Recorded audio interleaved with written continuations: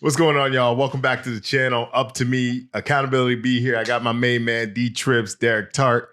We about to have a hell of a show. Let's get into it.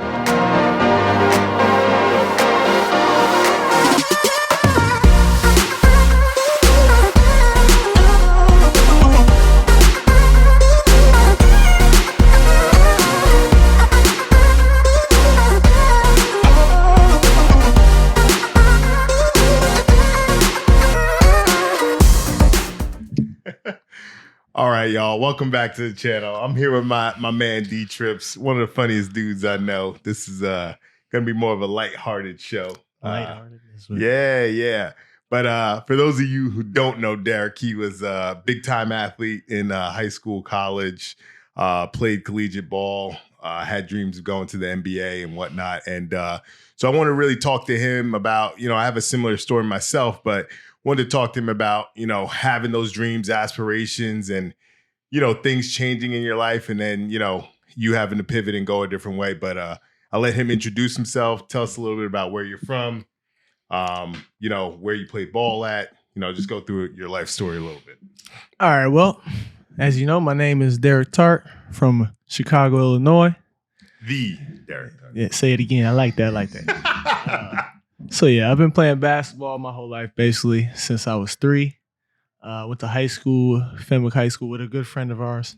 That's how we're connected. Anyway, continuing on. Played there. Ended up going to prep school. Where was real quick on that, was recruiting real big up in Chicago? So in Chicago, recruiting is huge. If you have a name in Chicago, you probably one of the top recruits in the nation. So, okay. Did you go to public school? So I went to private school. I went to Fenwick High School in Oak Park, Illinois. Okay. Down the street from Oak Park, Illinois. We'll talk about that later. But anyway, yeah. So I lost my train of thought. What were we talking about? you were talking about where you went to high school, man. I asked you if there was recruiting and whatnot, but right. Okay. So stop interrupting me. Anyway. So if you have, like I was saying, if you have a name there, you're pretty much a top recruit, and basically you can get an offer by playing one of the best players in the state and just having a good game. Not even playing better than them, just having a good game, you can get an offer. So that ended up happening to some people I knew. But anyway, coming out of high school, I only had 2 offers. And then I went to prep school, where I ended up getting like every mid-major college you can think of. I probably pretty much had an offer from them. And ended up going to SUNY Albany, where I played for 2 years. My freshman year, I played a little bit, and then I didn't play at all my sophomore year. Ended up transferring to Lemoyne College. It was in Syracuse, where it's cold. And when I tell you cold, bro, I'm from Chicago. Mm-hmm. Syracuse, we used to walk to class, snow up to our waist, no cap. Crazy. We used to go to class like that, and then we had to go to practice. But anyway. Yeah. So yeah, played, and then ended up graduating. Well, ended up leaving school to pursue more basketball dreams. Pretty much just training here in Miami because my dad moved here after I left college. We're in Miami right now. Yeah, pretty. Anyway, we'll talk about that later. The snow got to you. I will never go back. I only visit usually in the summer. You might catch me on Christmas though. But anyway.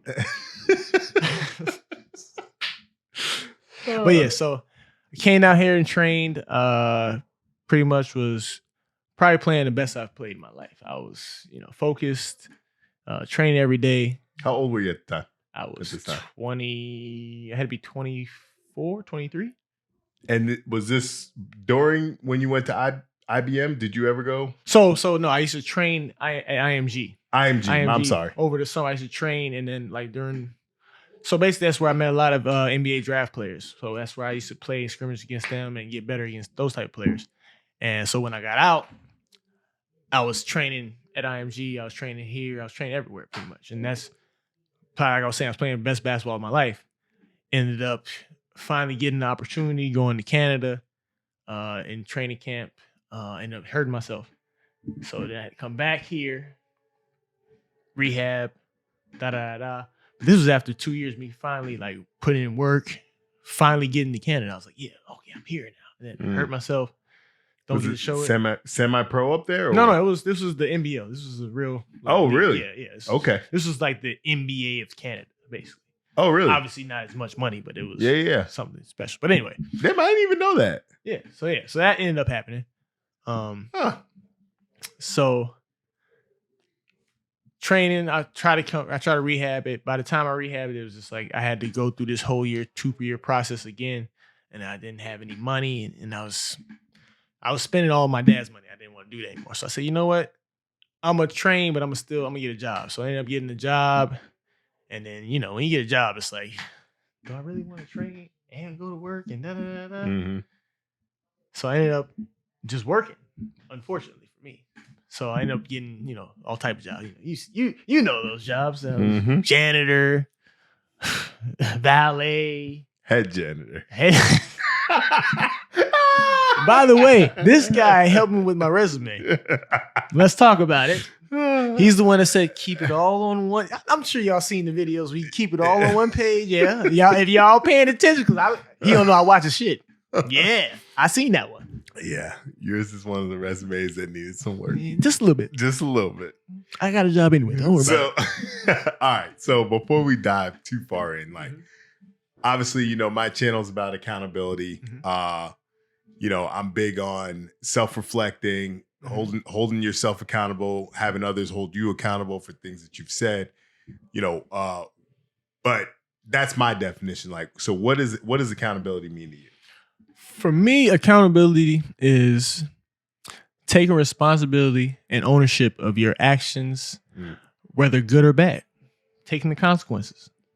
That's pretty much spot on. Because, I mean, anybody can say, yeah, I was the one that was doing the good thing. Yeah. But no one wants to be the person that says, no, I'm the one that's, you know, I don't know, robbed somebody. I don't know. Yeah. Something that no one wants to take accountability for. Interesting. So, okay. I mean, that's just, I don't know.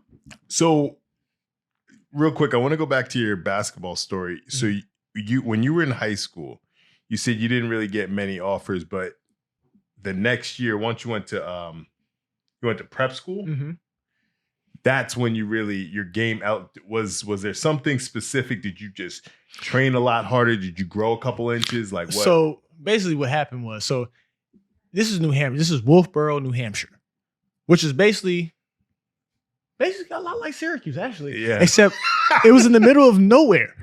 Literally, the closest town was probably 25 miles away. And to get there, it was nothing but snow. And I was walking to class there when it was up to my thigh. It wasn't my waist, but it was pretty high up there, you know? Yeah.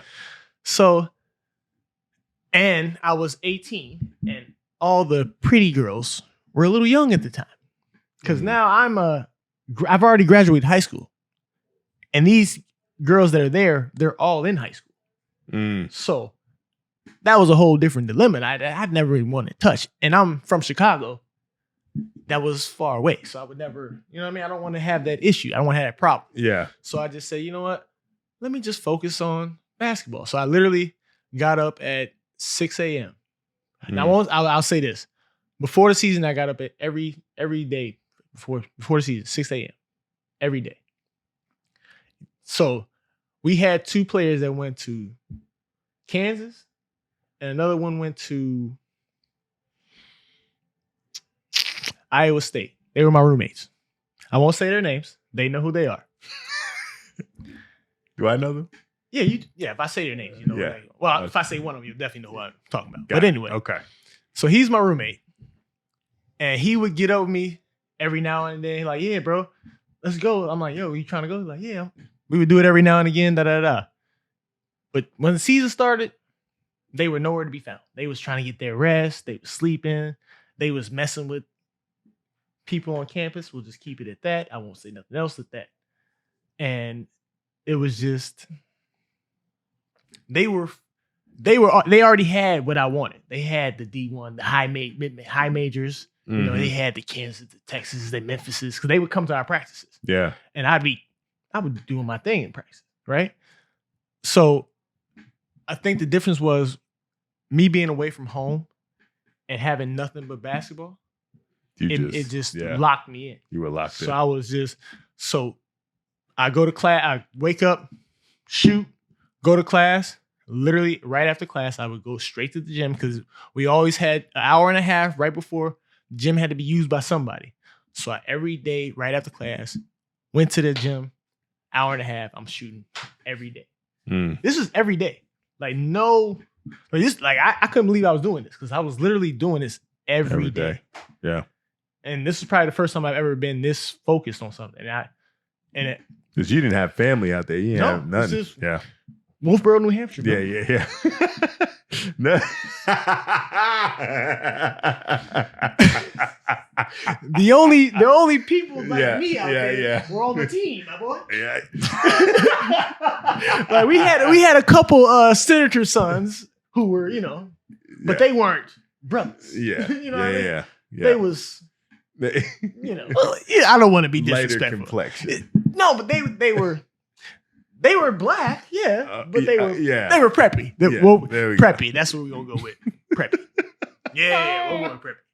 I've actually been called preppy by my girlfriend lately, but we ain't gonna talk about that anyway. Because of the Ferragamos. So let's talk about what he has.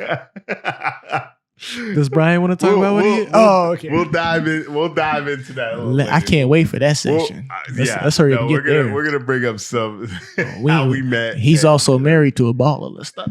Anyway, continue. Go ahead, sir.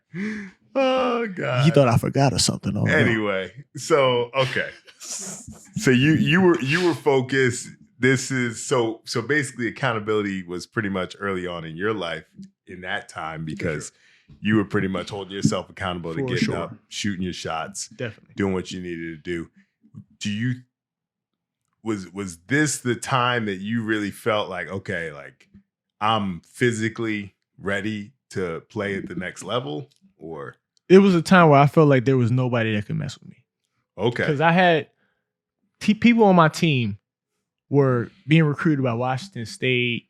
They were being recruited by the people that I wanted to recruit. And I would play against them in practice every day. I'm not going to say that I gave them work every day, but I gave them work. Now, I'm not going to act like they didn't give me work back. I mean, they were nice. Okay. They were nice. So self-reflecting, what do you think, what at that point, what part of your game is it that you think you needed to work on to maybe be considered?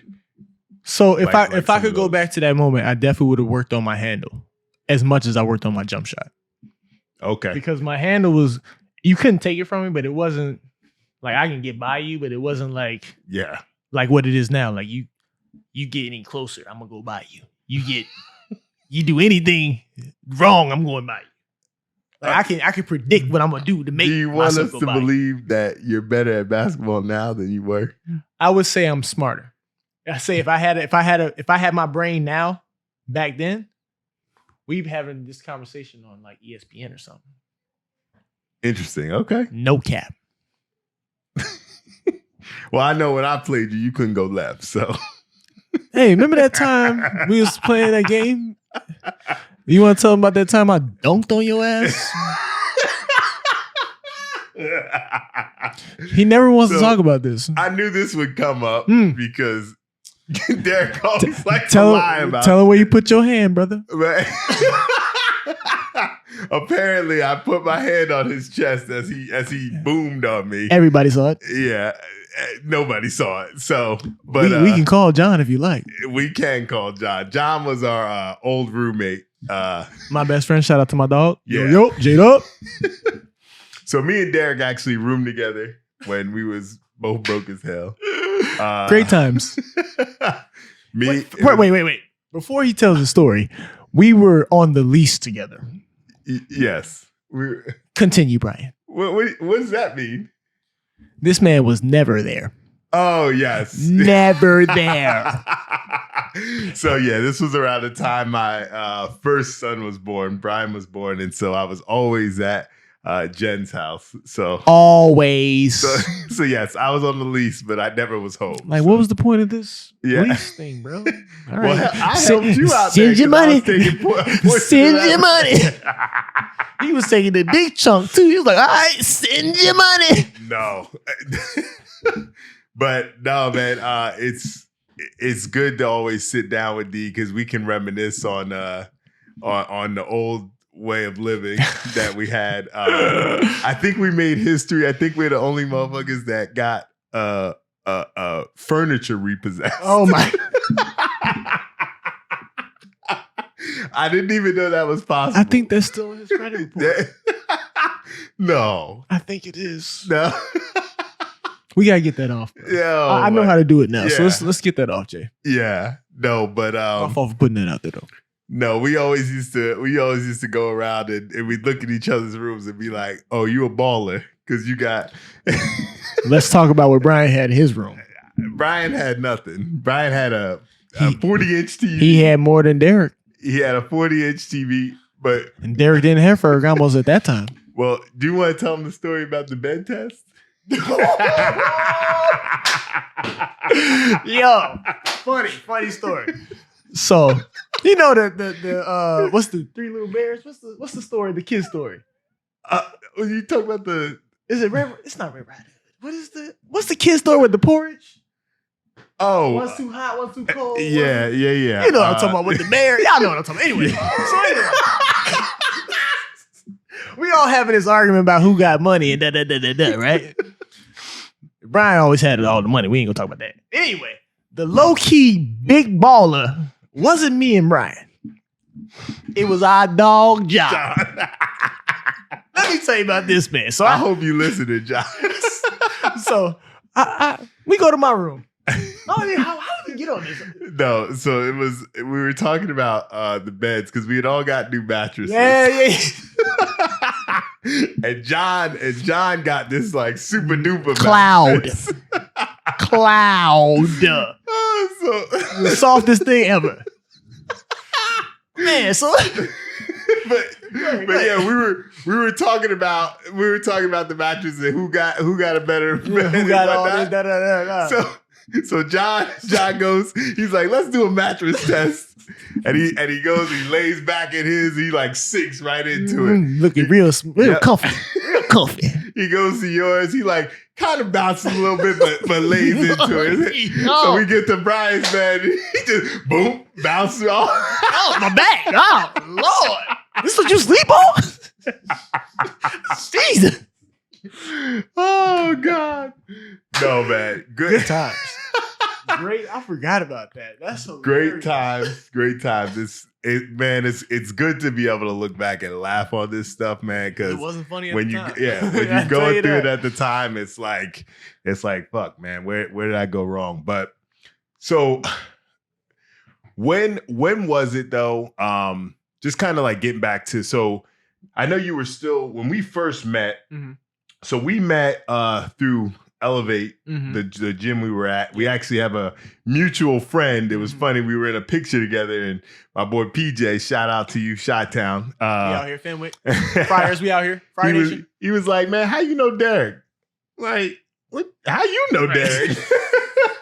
And come to find out, man, we just kicked it from day one, and just we've been friends ever since. But so I know at that time you were still pretty much training and whatnot. I guess at what point where you were like, you know what, basketball's not going to be it. Mm-hmm. I gotta change focus. So basically, when I was pretty much rehabbing and I got back to the point where I could actually play again. And I was playing, and I was just like, yeah. What'd you injure? My right ankle. So okay. I was basically playing throughout my college career. I was playing on bone spurs, and torn ligaments in my leg, in my right ankle. So I had no idea. But it would be times where I'd be in the room and it'd just be throbbing in pain. And I'd just be sitting there playing a video game. Do you think So when you were younger, do you think your athleticism kind of masked maybe some of your deficiencies? And then when you got injured, you had to kind of work more on the mechanics of your game? So I would say because I didn't know I was injured the way I was injured. Oh, really? You know what I mean? So it didn't really affect you. It would just be random times it would be hurting. Like I'd be in the game, it'd just be hurting, but I could play through it because it's like, all right, it's just pain. It's gonna go away eventually. Yeah. Adrenaline, all that stuff kicks in. Like really, just playing the game regularly. When I'm playing pickup, it kicks in. Yeah. So Yeah. you don't really pay attention to it. It doesn't. But now playing now, I can really tell the difference. It's like, okay, I don't even have to think about it. Yeah. I know I'm good, especially when I make a move now. Okay. You know. But now it's just a hobby for you. So yeah, like take me through a mindset, man. I mean, because look, I know it's very tough, even something that you dedicated a lot of your time, your life to, and just anyone watching, right? Like there's people out there who it may be a business, it may be their job, it may be, you've dedicated so much time into something, and then to come to the realization that, hey, maybe this isn't it. This is not the right move. What do you think it was? Like, can you point to a moment where you were like, hey, man, like I gotta move on from this. So this is how it went down. Basically, I was saying, I was coming back from it. I was ready to keep playing, but so this is the first time I've been hurt and haven't been playing basketball for months. I didn't play basketball for 4 months, I think. I didn't dribble a ball. All I did was shoot in the air. That's it. So I think if I never got hurt, I don't think I would ever stop. To be honest. Okay. Because that was the first time I really hadn't played basketball every day of my life. Really. What was throughout the journey, what was the biggest opportunity that you had to showcase your ability? Like Canada. That was it. That was when I was at the peak of what I like to say, my powers. And that was when I was ready. I was focused. We had just won the semi-pro championship. I was at my peak. I was ready to take myself from going to Canada. Maybe I can get here and make my way here. Then somehow I can get here. Then next thing you know, I'm on the NBA G League team or something. Who knows? Yeah. And it just didn't work out that way. I think it's important though to note that like you were at the pinnacle, right, in Canada, but even as good as you were, like it's just a realization of how talented the people in the NBA are. Oh, because it's like don't even get me started on that. I mean, it's like this is the top of the top of the top, because there's some ball players who play overseas, who play in Canada, and it's like, yo, they were the dogs. They are like that. Yeah, they would give people in the NBA problems. True, but there's a reason they're not in the NBA. There's levels to this. There's a reason they're not in the NBA. Okay, that's all I'm gonna say about. Listen, anybody who doesn't do it every day. I'm not even saying train as hard as NBA players. Mm-hmm. If you don't even play basketball every day, you have no shot of beating them in a one-on-one game. Really? No shot. And I'm saying any NBA player, if you're not playing basketball every day, there's no way you're beating them one-on-one. Think of it. The worst NBA player you can think of. Can you beat someone one-on-one? Yes. I'm a dog. There's levels to this shit. You're a chihuahua dog. I'm more like a Labrador. I ain't no little punk dog. I'm chilling. I'm a vibe, Oh my God. But no, seriously, no. If I did it every day, I could probably do it. But since I don't, no, they kick my ass. Honestly. Are you 30 yet? 32. 32. I'll be 33 in July 19th. Gang. Yeah. Well, I think you're getting to the delusional stage. Here we go. As far as basketball goes. But delusional. Let's ask Bryan how many times he beat me one-on-one. 5. You ever heard of Cap? Never. Oh, Well, I guess since we talk about dunking on people, we cap it all over the place. Over here. so I didn't dunk the ball. So I didn't dunk the ball. Dunk the ball. Okay. You dunk off. End the conversation. Watch your head, Bryan. Anyway. Oh man. So obviously now our relationship has grown into, you're really getting into more entrepreneurial stuff. Mm-hmm. You're trying to be a little bit more financially savvy. What I guess has been the biggest obstacle for you as you've been, trying to transition from, hey, it's not going to be basketball. Like what's made you make that transition? What are you looking to get out of life at this point?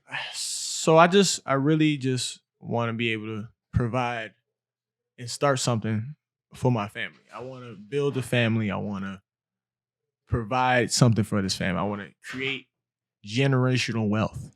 I want to be able to show my kids, their friends' kids, my friends. I want to be able to show people how to become more financially stable. I want to the only way I think you can do that is first becoming financially stable yourself. So my goal is to be at a point where I can just sit back and relax. Everything's working around me. Yeah, I'm still, looking for more ideas, looking for more things that I can do to make more money, make more advancements for my family. But I just want to be able to relax one day and say, hey, I want to go to Tampa for a weekend. And they got worried about calling off. You've been promising me for 3 years. Listen, I'm going to do it. Listen, I'm going to do it. Listen, you heard it on the podcast now. I'm going to do it. Yeah, which brings me to my next question. Here we go. Accountability, dog. Anyway, what is something somebody's had to hold you accountable for? Or you had to hold yourself accountable for? Can I stick with basketball? You can. All right, cool. You can. Since basketball is my favorite thing, and that's what I love to talk about.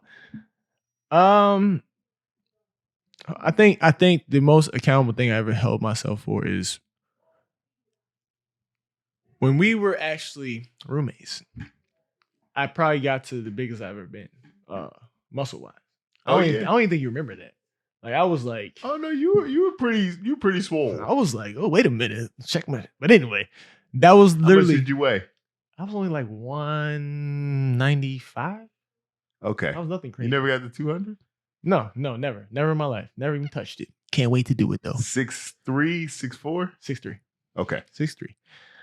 So I got to like 195, 196 officially. And that's because I was literally, so this is when I was working valet. So I would go to work at 10 p.m., get off at 7 a.m., come home, cook breakfast for myself, go to Nick's gym, work out. And if I didn't go to Nick's gym, I'd go to sleep, wake up, work out. Yeah. That's when I was going every day. Yeah, you were consistent with it. And that's when I was like, you know what? I'm going to get to, so my goal was to get to 190. That was my goal. And I ended up getting to 196. See, the surprising thing is that you actually went home, because that's one of those situations like you went home when you got off work to go eat and then went to the gym. Because that's one of them situations where it's like, no, go right to the gym before you get home. Because once you get home, that's when you make every excuse under the sun of why you can't go to the gym anymore. And I'll tell you that was happening at first. But I was like, you know what? If I eat, go to the gym. Yeah. Just go. Just do it. So I would eat and I stumble into the gym first couple of times. It's like, man, I'm tired. About a week later, I'm good. I can do it. The only time I would not go to the gym is if I would get off at like 9 instead of 7 a.m. Because sometimes the club be going crazy and people still there. Now we gotta wait till they leave so we can change shifts, stupid stuff like that. Yeah. Nah, man, I think the one thing I've always admired about you, bro, is you were never too big for a job, right? You always, you know what? You've tried so many different things, and it's like, hey, what sticks for me? What works for me? And I think that's the important, like, bro, you're on the right path. You're on the right, you're taking the right steps, because you can never be above anything. You got to just keep hustling and really find that niche. But you talked about valet, so you've had some pretty cool jobs. Tell me about who is someone that you've met probably at the Fontainebleau that has been like, you know what, you were a little starstruck. Maybe not like nervous, like you're shaking, but like you were like, damn, that's this person. To be honest, 110%, no one. Really? The only person that like it's not even starstruck. It was more like I seen Shaq, and Shaq is just huge. So I get in his car to drive it, and this is the first time I can't reach the pedals. I'm like, what the? Does he have his thing like custom made? Yeah. Yes, Bryan. He's 7'2", bro. I mean, I would, yeah. So then this is a big man. So I'm kicking my legs. I'm like, I gotta move the seat up. Like, when did I? What the? So that was like and the funny joke he said that everyone just had to laugh. You know, you look like. All right, Mike Epps. I was like, all right, bro, cool. Is that your doppelganger, Mike Epps? I have so many doppelgangers. I have Mike Epps, Spencer Dinwiddie, Chris Tucker. Chris Tucker? I don't agree. I don't think so. These are things that I get. Chris Bosh, Chris Rock. I'm like, how are you getting all these people that don't look like each other? How do I look like all of them? It makes no sense. Spencer Dinwiddie, I get that one. I've seen that. I'm like, ooh, is that me out there? Yeah.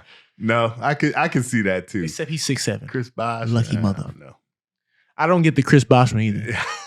I don't. But I would gladly take all their money. Okay, so you've never been starstruck, right? So tell me. So wait, I've been starstruck, just never at Fontainebleau. Okay, well then tell us the story about when you've been starstruck. Oh, this is my favorite story. Michael Jeffrey Jordan. Anyway, so we were playing his son in high school, and we ended up beating them. I played a decent game, and after we leaving out, I was like, "What's up, Mike?" He was like, "Good game." I was like, "Thank you," and just ran to the locker room after just beating Michael Jordan's son. So when you were a little 16-year-old kid is when you were starstruck? Yes. Michael Jordan in Chicago? Do you understand what that means, brother? I understand. I don't think you do, bro, because he just said you were starstruck. Yes, man. Listen, in our gym, listen. Here we go with the BS. You see that? Anyway. Oh my God, I'm dead. Can I finish my story? Yes, go ahead. Finish your story about how you were a 15-year-old kid. The cool thing about Michael Jordan is when he walked in the gym, you just see this big black shiny thing. This shiny thing walking, and it's a bunch of people around him. And then he goes, sits down in the bleachers. And when you're playing, every time you look over there, you always see that big shiny black thing. I don't know why. Pause. I don't know why. But that game, I made sure I played well. And I had his... Did I have his jersey? No, I had bronze on that day. Oops. I did have bronze. My bad, MJ. I did have bronze on. My fault. That was when I was a LeBron fan. Sorry. Gotcha. So if you saw him today, do you think you'd be pretty starstruck? Michael Jordan? Yeah. No, I wouldn't be. Not now. I'm grown. I've seen so much now. I've seen NBA players. I've been to NBA games. I've seen LeBron James. I've seen D Wade. I've had conversations with D Wade. I've had like it's not. So what's been your coolest interaction? My coolest interaction. And not when you were a 14-year-old kid. If I'm blue, blue. So I mean, anything. What's been your coolest interaction in my life? No, with A-list. Okay, celebrity. Okay.